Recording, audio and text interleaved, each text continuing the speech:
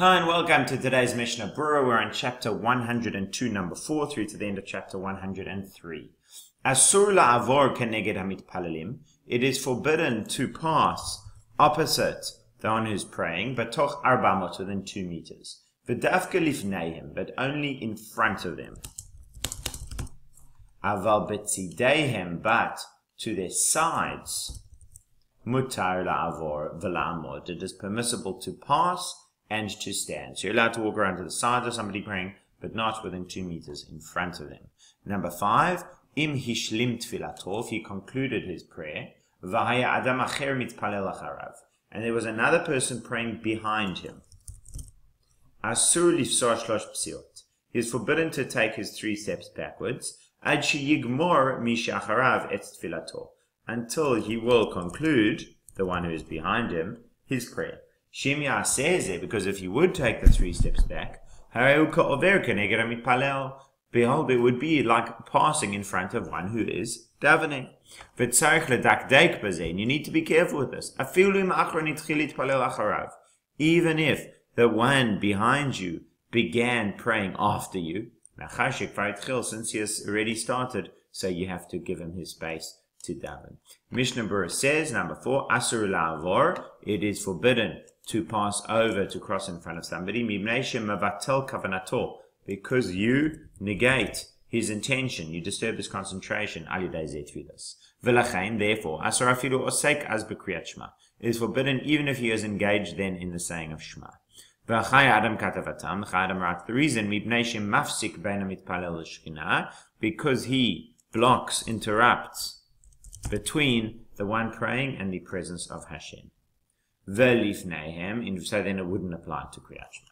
Lifneihem, in front of them is a problem, if the sides is fine. Stadem shelifneihem, but the sides in front of them, in other words, diagonally in front of them, Lamagen Avraham b'sif katan vav kelifneihem dami. According to the Magen Avraham, paragraph 6, it is dami compared to in front of them. So like in front of them. Rabbi says that it is permissible. So there's 2 opinions about walking diagonally in front of somebody, but directly in front of them certainly is a problem. Tzideihem is fine. However, the Zohar in Chaisara prohibits even walking on their sides within about 2 meters. La'avor v'la'amod, to walk or stand, or this means, she'avor, to pass by, ve'amod sham, and stand there, v'lo yelech lahala'a, and not go further hala'a. Kedei shelo yihiyeh betoch 4 amot, in order that he won't come into those 4 amot. O she'avor letoch 4 amot al yidei shlosh psiot shifsal acharav, or that he would enter into his 4 amot through the 3 steps that he takes behind him. She'kvar etchil, if he's already begun. V'lo nikra ba bigvulo, it's not considered coming into his domain. Afilu im achron marech betfilato. So the guy comes up behind is not considered coming into his domain, even if he, the other guy went to great length. Because it's actually the one stepping backwards who has come into the other person's domain. So it's a difficult one. You have somebody behind you who's taking a lot of time in their davening.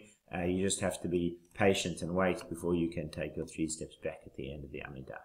Kuf Gimel, number 103. Mishen is damein lo, someone who there is presented to him, ruach betfilato, wind in his prayer, or itush, or a sneeze, and there are 3 paragraphs in that. Hayomed betfilato, if he was standing in prayer, v'yatsa mimeno ruach milamala, and he broke wind from below. Mamtin ad sheyechale hareach, he must wait until it finishes the smell, until the bad smell has gone away. And then he can continue praying. If he wanted to break wind, and he was in great pain, he's unable to restrain himself. He should walk backwards 4 amot, and break wind, and wait until the smell disperses, and say, Ribon Haolam, Master of the worlds, Yetzartanu nekavim nekavim chalulim chalulim. You formed us with different cavities and different holes. Galu v'yadu lefanecha. It is known and revealed before you. Cherpateinu, our shame, and guchlimateinu, and our embarrassment. Cherpa uchlima b'chayenu. There's shame and embarrassment in our lives. Rima v'tolea, different kinds of worms. B'motenu, in our death. It's like a confession to human weakness. V'chozer limkomo, and you should return to his place. V'chozer lamakom shepasak, and return to the place where he stopped. Where he stopped davening. So you pick up again from there. V'ain le'el, and take a look earlier, chapter 85. V'yeshumrim, some said, v'chozer marik shematchel b'veit mitpalo b'beito. All of this is speaking, it's Aramaic, when he's praying in his home. Avalkim mitpalo b'tzibur. When he's praying in the community, that would be a great humiliation. He does not need to move backwards at all. And also don't say this, master of the world. Just wait until the smell passes. And that is our custom. Number 3, if somebody, so again, a wind comes from him in his prayer, milamata siman ralo. If it comes from below, if he breaks wind, that is a bad sign for him. Milamala, from above, so this would be like sneezing, siman yafilo. That is actually a good sign for him. So we'll see more on exactly why that would be. So the Mishna Brura says, ha-reach, the smell, the me'ikara, in the first place, from originally in the beginning. Asura filu b'divrei Torah. He is forbidden even in words of Torah. Person is broken wind and there's the bad smell. He can't even study Torah. The chozer mitpalel. So then he goes back. Once the smell's dissipated, he goes back to prayer. Hanu lemakom shepasak. This is from the place where he stopped. Afilu shaha achar shepasak hareach. Even if he's waiting after the smell stopped, al yedei hatseiruf hayakadei ligmor kulo, through the joining, through all the time that he waited, there was enough time to finish the entire Amidah, he still would go back to where he stopped. Taha im haya rotzeh haya mitpalel miyad shepasak, because if he wanted, he could have prayed immediately afterwards. V'im kain lo haya kol hafsek mechamad ones. So therefore, the entire break was not just because of factors beyond his control. Va'eno chozer l'rosh, and he doesn't go back to the beginning. Lefi ma shepasak haramor le'el, according to what the Ramor wrote above, ruled above. Katva achronim, the achronim wrote, in such a case, he does not need to say this ribon olamim. When he does not distance himself, it is not nikar, recognizable, his humiliation and shame. As we'll see later on. And he is not able to restrain himself. Because if he is able to restrain himself, he should not break wind in any form during prayer. But we have a problem, worry. We don't worry for this idea of bal teshaktu. What that means is, if a person needs to go to the bathroom and he doesn't, that is seen as a violation of the mitzvah of bal teshaktu. Do not make disgusting. Do not make your body disgusting by holding back when your body needs to go. So is that not the same thing? No. That's only when he delays himself from small trip to the bathroom or a big trip to the bathroom. But to break wind, law, that's not going to be a problem. There's no prohibition in restraining yourself.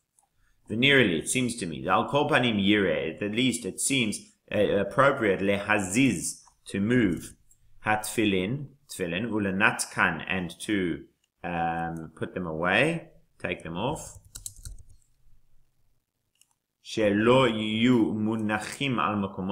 That they should not be placed on their spot, because it is forbidden to break wind with tefillin on. Achorav, behind him,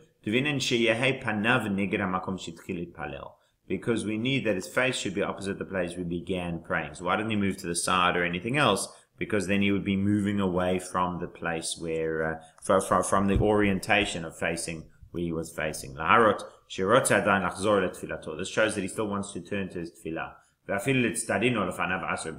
therefore, certainly to walk to the side is a problem, because like he's walking away from the prayer. But turning around and walking away would be a problem. But even to go to the sides or to walk in front of him, that would be forbidden, because all of that indicates that he wants to move on from the prayer. Whereas walking backwards shows us that he just is moving away as a temporary matter, and he's going to come back. Va'omer Ribbon, and he says this Ribbon, betoch hatfilah, in the midst of the prayer, mufseket ve'omedet kfar al yedei haruach, because he was already stopped through saying. So how can he make this interruption in prayer? Because he was already interrupted, mufseket, interrupted, through breaking wind. Therefore, he is able to interrupt also and say this paragraph in the middle. And then return to his place. Adam agrees with the opinions who say that actually he should return to his place before he says this declaration. The place where he stopped, seemingly, the intention is the beginning. When it says you return to the place, it means return to the beginning of the blessing that you were. As you see later, chapter 104, number 5. And take a look later on what we wrote there in the name of the later authorities as far as the final halakha is concerned. Take a look earlier, chapter 85. What is he referencing in chapter 85? Dini Ba'ir Sham, it is clarified there. If he waited enough time to finish the entire thing, he goes back to the beginning. And the Bach writes that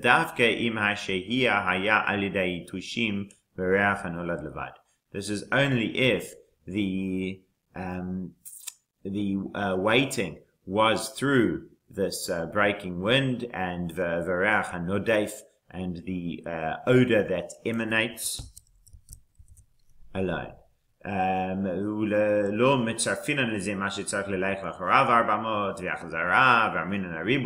we don't join together with this the amount of time that it took for him to walk backwards, the 4 amot, and then walk back to his place and saying Ribbon. That doesn't add together in this amount of time.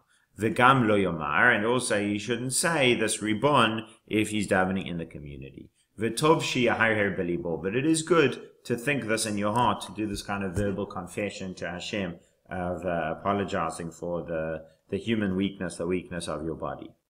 So now he says, Amitatesh, somebody has this wind coming out. Some say it's only a bad sign when he breaks wind with a noise. The Magen Avraham says, no, it's the same if there's no noise.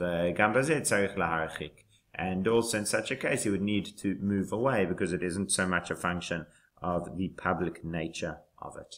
That's it for today.